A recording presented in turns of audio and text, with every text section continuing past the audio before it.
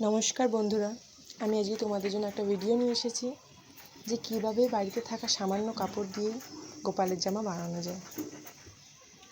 আশা করছি ভিডিওটা তোমাদের সবার ভালো লাগবে।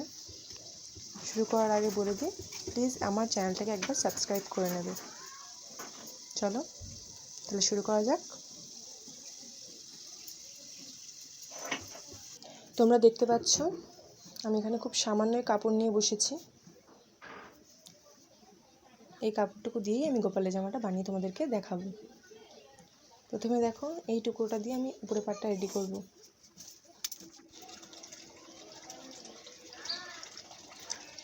দেখো, প্রথমে আমরা অসমানটুকুকে ছেটে নেব এইভাবে। আমার গোপালের লেন্থ অনুযায়ী আমি 7 ইঞ্চি এখানে নিচ্ছি। তোমাদের গোপাল যদি আরেকটু ছোটো হয়ে থাকে তাহলে তোমরা এর থেকে কম ইঞ্চি নেবে, ঠিক আছে?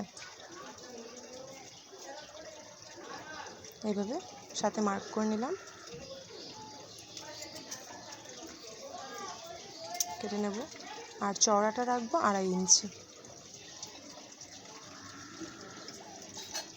এর পাশে অলরেডি 2.5 আছে। এবার এভাবে কেটে নেব।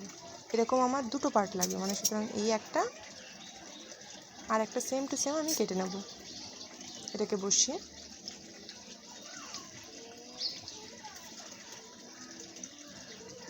দেখো আমার দুটো পার্টই কাটা হয়ে গেছে। এবার আমি এটাকে সেলাই করব।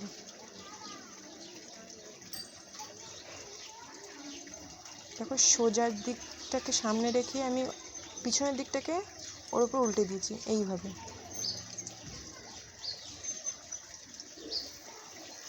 দিয়ে এখানে একটা স্টিচ করে নেব আমরা। দুটোরই সেম টু সেম, দুদিকেই মুড়তে হবে। দেখো, সেলাই করে নিয়েছি।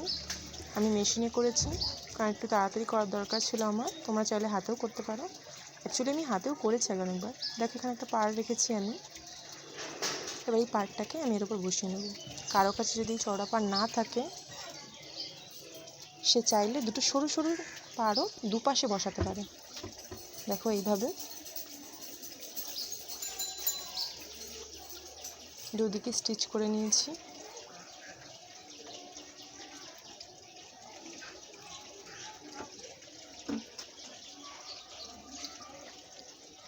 এবার জিনিসটাকে আমরা এইভাবে উল্টো দিক করে ভাঁজ করে নেব। ভাঁজ করে নিয়ে এই পার্টটা ঠিক উপর থেকে সামান্য একটুখানি নিচে আমরা এইভাবে চক দিয়ে মার্ক করে নেব। আর একটু নিচেও চক দিয়ে মার্ক করা যায়, কিন্তু আমি ওইটুকুই রাখি। এবার ওই পার্টটাকে এই পার্টটার একদিকে বসাবো, দিয়ে স্টিচ করে নেব এইভাবে। আর একবার দেখিয়ে দিই। মার্ক করলাম, জিনিসটাকে খুলবো, খুলে এই পার্ট দুটোকে ধরবো, দিয়ে ওইটুকু নিচ থেকে ওইটুকুকে সেলাই করে দেবো। এখন বাদবাকিটুকু খোলা রয়েছে, ওইটুকুকে সেলাই করে দিয়েছি আমি এভাবে, ঠিক আছে? এবার জিনিসটাকে আমি আবার ভাঁজ করে নেব। ভাঁজ করে নিয়ে জিনিসটা ঠিক দুপাশে এই 1 ইঞ্চি কি 1.5 ইঞ্চি মতো ছেড়ে বাদবাকিটুকুকে আমি চক মার্ক করে নিচ্ছি। যেইটুকুকে চক মার্ক করবো ঠিক সেইটুকুকে আমাকে এখানে সেলাই করতে হবে এইভাবে।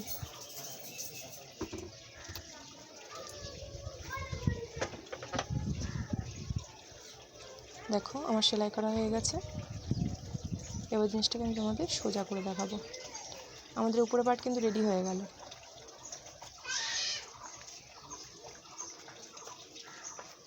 এবার নেক্সট কাজ হলো নিচের পার্টটা রেডি করা। তার জন্য আমাদের প্রথমে উপরের পার্টের কোমরটুকুকে মেপে নিতে হবে যে আমাদের কতটুকু এসছে। আমাদের এখানে 4 ইঞ্চি এসছে, তো আমাদেরকে 4কে 11 দিয়ে গুণ করতে হবে, মানে 4 × 11 = 44, 44 বেরোচ্ছে। তা আমাদের টোটাল কাপড়টার হতে হবে 44।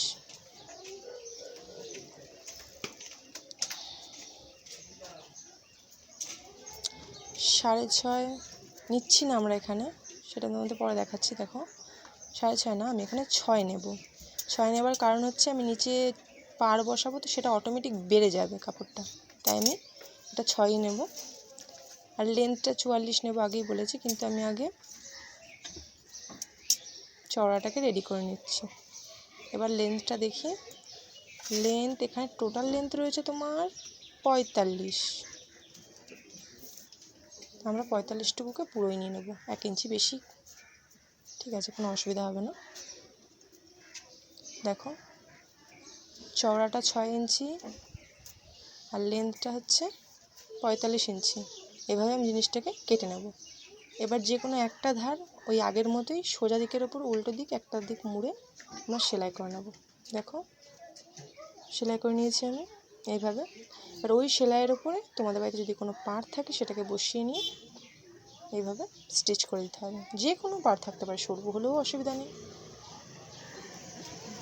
দেখো এইভাবে পুরো লেন্থটাকে আমার স্টিচ করা হয়ে গেছে। এবার নেক্সট কাজ হচ্ছে আমি দুধারকে মুড়বো, এটার ওর সঙ্গে জোড়ার আগে।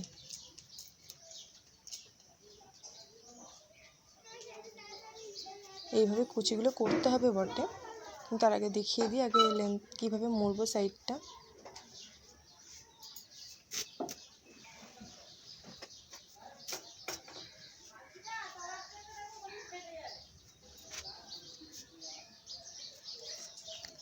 দেখো আমার মোড়ানো হয়ে গেছে। এবার জিনিসটাকে আমি কুচি করব। আমরা আগেই মেপে নিয়েছিলাম যে আমাদের আপার পার্টের কোমরটা ছিল 4 ইঞ্চি, তা আমাদের একদম এটাকে কুচি করে 4 ইঞ্চিতে আনতে হবে। তার জন্য আমাদের কী করতে হবে, যেহেতু এটা 44-45 রয়েছে, এটাকে ঠিক বড় বড় কুচি করে একদম গায়ের ওপর ফেলতে হবে, মানে ছোট ছোট করে গ্যাপ দিতে হবে, দিয়ে কুচিগুলো করতে হবে। যদি কেউ প্রথমবার করে থাকো তাহলে তোমরা অবশ্যই হাতে আগে স্টিচ করে নিও। দেখো আমি একদম ছোট ছোট করে কুচি দিয়েছি, দিয়ে এটাকে একদম। এবার দেখো, এবার এর উপরে আমি আপার পার্টটাকে বসিয়ে দেবো। যদি কারো 4 ইঞ্চির থেকে একটু বেশি বা কম থেকে থাকে তাহলে কম থাকলে একটা কুচি খুলে নেবে, আর যদি একটু বেশি হয়ে থাকে তাহলে দুধার একটু একটু করে মুড়িয়ে নেবে। আমার বেশি হওয়ারই কথা, আমি 1 ইঞ্চি বেশি নিয়েছিলাম, কিন্তু জিনিসটাকে আমি ম্যানেজ করে নেব। এবার জিনিসটাকে আমি সেলাই করে নিলাম এর সঙ্গে। দেখো এইভাবে। এবার জিনিসটাকে আমি প্লেটসগুলোকে সেট করে নেব, প্লেটগুলোকে সুন্দর করে ভাঁজ করে নেব।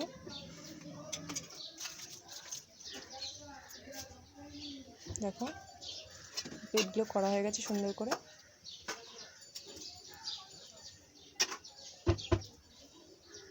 আসলে কাপড়টা খুব পাতলা, নাহলে খুব সুন্দর সেট হয়। এবার এভাবে জিনিসটাকে দুটো মাথা ধরে এখানে সেলাই মেরে দেবো একটা। দেখো জয়েন্ট করা হয়ে গেছে, একটার উপর একটাকে বসিয়ে।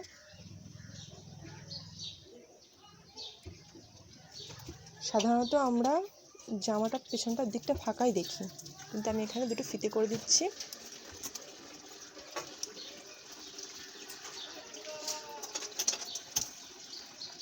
আপনারা বাড়িতে বানিয়ে থাকলে এরকমভাবে ফিতে বানিয়ে নিতে পারেন। দোকানের জামা কাপড়ে সাধারণত এরকম ফিতে দেওয়া থাকে না।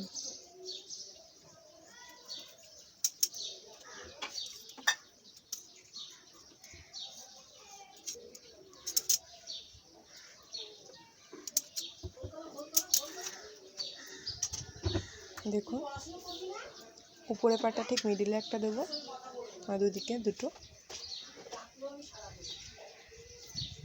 আর সেকেন্ডটা কোমরের কুচির থেকে কিছুটা নিচে দেবো। দেখো আমার ফিতেগুলো লাগানো হয়ে গেছে। এবার আমি এটাকে বেঁধে দেখাচ্ছি যে কেমন দেখতে লাগে।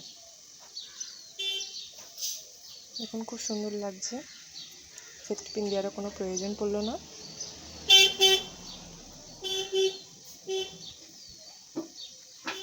এইভাবে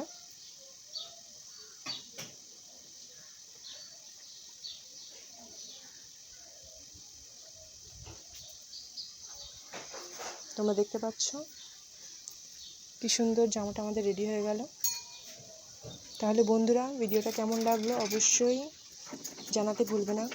আর কারো কোনো কোয়েশ্চেন থাকলে অবশ্যই কমেন্ট বক্সে আমাকে জানাবে। আমি আবার নতুন ভিডিও নিয়ে তোমাদের সঙ্গে দেখা করব, কিন্তু তার আগে আমার চ্যানেলটাকে অবশ্যই তোমরা সাবস্ক্রাইব করে দিও। সবাইকে অনেক অনেক থ্যাংক ইউ। Good bye.